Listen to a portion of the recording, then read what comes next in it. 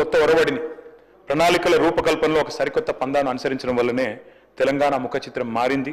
తెలంగాణ ప్రజల బ్రతుకు చిత్రం కూడా బాగుపడ్డది అధ్యక్ష. నేనేదో ఊరికే చెప్పడం లేదు సార్. 2014 నుంచి 22 వరకు కంపౌండెడ్ యాన్యువల్ గ్రోత్ రేట్ తీసుకుంటే, రాష్ట్రాల యొక్క స్వయం సమృద్ధి వాటి యొక్క ఆదాయాలు తీసుకుంటే భారతదేశం మొత్తంలోనే 17.57%తో అగ్రభాగాన నిలబడ్డ రాష్ట్రం తెలంగాణ అని చెప్పి ఇది ఆర్బీఐ లెక్క అధ్యక్ష. అది కూడా నేను తమరి ద్వారా గౌరవనీయులైన డిప్యూటీ సీఎం గారికి పంపిస్తాను అధ్యక్ష. అధ్యక్ష, మా లక్ష్యం ఒకటే అధ్యక్ష, మా పార్టీ లక్ష్యం తెలంగాణ కోసం కొట్లాడిన వాళ్ళం, తెలంగాణ కోసం 14 ఏళ్ల పాటు పోరాటాలు చేసిన వాళ్ళం, తెలంగాణ కోసం అందరినీ ఐక్యం చేసి ముందుకు పోయిన వాళ్ళం అధ్యక్ష. తెలంగాణకు మేలు జరగాలి, తెలంగాణ ప్రజలు బాగుండాలి. అధికారంలో కాంగ్రెస్ ఉండొచ్చు, మేము ఉండొచ్చు, భవిష్యత్తులో ఇంకెవరైనా రావచ్చు, కానీ తెలంగాణ బాగుండాలన్నదే మా సంకల్పం తప్ప వేరేది కాదు అధ్యక్ష. అధ్యక్ష, పదవులు శాశ్వతం కాదు అధ్యక్ష. మాకు పెద్దలు కేసీఆర్ గారు ఎప్పుడు చెప్తూ ఉంటారు, గెలిచినప్పుడు పొంగిపోవద్దు, ఓడిపోయినప్పుడు కుంగిపోవద్దని. అట్లే అధికారం ఎవరికీ శాశ్వతం కాదు. ఎందుకంటే 2004 నుంచి 14 దాకా వారు అక్కడున్నారు, మేము ఇక్కడున్నాం. 14 నుంచి 23 దాకా మేము అక్కడున్నాం, వారు ఇక్కడున్నారు. ఇవన్నీ మారుతూ ఉంటాయి అధ్యక్ష. కానీ ఒకటి మాత్రం వాస్తవం అధ్యక్ష, జనరల్గా రాష్ట్రాలు ఎప్పుడైనా కూడా బడ్జెట్లు ఎప్పుడు పెడతాయి అధ్యక్ష?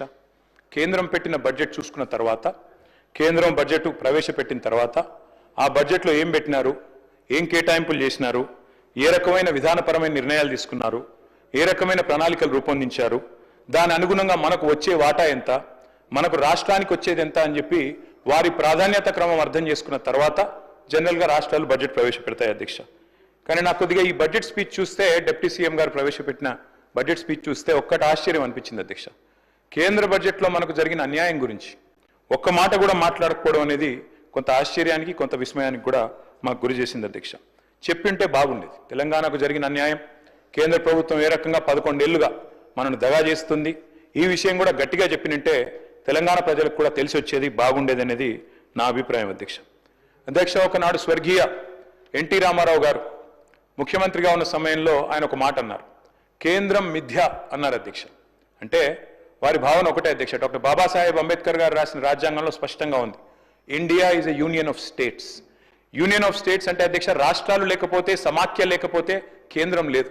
ఆ ఉద్దేశంతోనే వారు చెప్పింది కూడా కేంద్రం మిథ్య. రాష్ట్రాల నుంచి వచ్చే ఆదాయాలు, రాష్ట్రాల నుంచి వచ్చే పన్నులు, ఇవన్నిటి సమాహారమే కేంద్ర బడ్జెట్ అధ్యక్ష. కానీ ఇవాళ నిజంగా కూడా ఎన్టీ రామారావు గారు చెప్పింది నిజమే అనిపిస్తుంది అధ్యక్ష. ఎందుకంటే కేంద్రం నిజంగా కూడా మనకు తెలంగాణ కాడికి వచ్చే వరకు మాత్రం మిథ్య అని అనిపిస్తూ ఉన్నది. వాళ్ళు అసలు పట్టించుకుంటలేరు అధ్యక్ష. మాట్లాడితే డబుల్ ఇంజన్ అంటారు అధ్యక్ష.